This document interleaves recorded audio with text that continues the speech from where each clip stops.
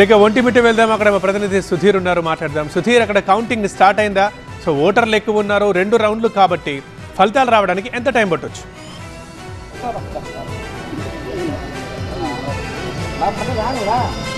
ఒంటిమిట్టకు సంబంధించిన కౌంటింగ్ అయితే కొద్దిసేపటి క్రితమే ప్రారంభమైంది. 7 గంటలకే స్ట్రాంగ్ రూముల నుంచి బ్యాలెట్ బాక్సులన్నీ తీసుకొచ్చి కౌంటింగ్ ఏజెంట్లు ఎవరైతే ఉన్నారో వారి సమక్షంలో వాటిని ఓపెన్ చేయడం జరిగింది.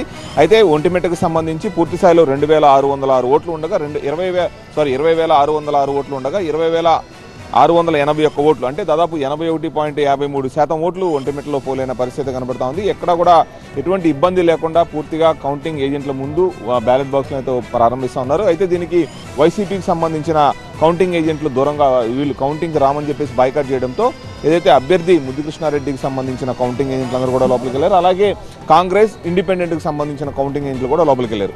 ఈ క్రమంలో 2 రౌండ్ల ప్రక్రియ కాబట్టి టోటల్ 10 రౌండ్లు 10 టేబుల్ ఏర్పాటు చేశారు. 2 రౌండ్లలో ప్రక్రియ పూర్తి చేయబోతా ఉన్నారు.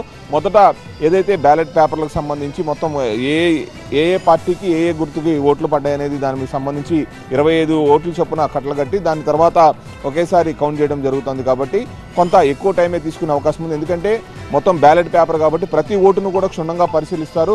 75% ఓటు పడితేనే దాన్ని వ్యాలిడ్గా తీసుకుంటారు. ఇందులో వ్యాలిడ్ ఓట్లు ఎన్ని, ఇన్వాలిడ్ ఓట్లు ఎన్ని అవన్నీ కూడా కౌంట్ చేసుకోవాలి. అవన్నీ కౌంట్ అయిన తర్వాత మాత్రమే అసలు కౌంటింగ్ ప్రక్రియ ప్రారంభమవుతుంది. కాబట్టి మొదట ఓట్లు ఏదైతే బ్యాలెట్ పేపర్లు ఉన్నాయో ఆ బ్యాలెట్ పేపర్లో మొత్తం అంతా కూడా ఏ పార్టీకి ఎన్ని ఓట్లు పడ్డాయి అనేది పూర్తి స్థాయి స్వస్తిక్ మార్కు దేని మీద పడింది దాదాపు 75% ఉన్న ఓట్లమే వ్యాలిడ్గా తీసుకుంటూ సగం పడిన స్వస్తిక్ మార్కు ఓటర్లను కూడా ఇన్వాలిడ్ చేస్తూ చేయాలి. కాబట్టి ఇవన్నీ ప్రక్రియ చాలా ఇబ్బందికరంగా ఉంటుంది. కాబట్టి ఎన్ని కౌంటింగ్ ఏజెంట్లు ఆ ఓటును కూడా ఒప్పుకోవాలి. ఎందుకంటే 75% ఓటు దేనికైతే పడితే ఆ ఓటింగ్ అన్ని కూడా ఒప్పుకునే పరిస్థితి ఉన్న నేపథ్యంలో పూర్తి స్థాయిలో ఓటింగ్ బ్యాలెట్ పేపర్ని క్షుణ్ణంగా పరిశీలించిన తర్వాత మాత్రమే అసలు ఓటా కాదనేది కూడా తేల్చాలి. కాబట్టి దాదాపు ఇంకొక ఏదైతే 2 రౌండ్ల ప్రక్రియ ఉంది కాబట్టి మధ్యాహ్నం 12 లేదా 1 గంట తర్వాత ఒంటిమిట్టకు సంబంధించిన ఓటింగ్ ఎవరు విన్నర్ అనేది దాని మీద అయితే ఒక క్లారిటీ వచ్చే అవకాశం అయితే కనబడుతుంది. రైట్ సుధీర్.